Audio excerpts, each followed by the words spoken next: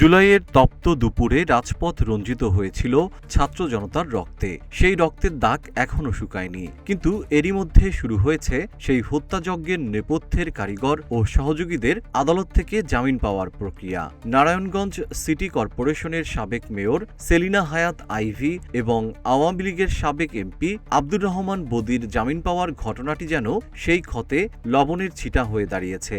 এই ঘটনায় তীব্র ক্ষোভ ও বিচারহীনতার আশঙ্কা প্রকাশ করেছে বাংলাদেশ জামায়াতে ইসলামী। ২৭ ফেব্রুয়ারি দলটির সেক্রেটারি জেনারেল অধ্যাপক মিয়া গোলাম পরোয়ার এক বিবৃতিতে স্পষ্ট জানিয়েছেন, গণহত্যার আসামিদের এভাবে ধারাবাহিকভাবে জামিন দেওয়া উদ্বেগজনক। তিনি বলেন, আসামিদের জামিনে মুক্তি দেওয়া হলে তারা প্রভাব খাটিয়ে সাক্ষ্য প্রমাণ নষ্ট করতে পারে এবং পুনরায় সহিংস কর্মকাণ্ডে জড়িয়ে পড়ার আশঙ্কা তৈরি হয়।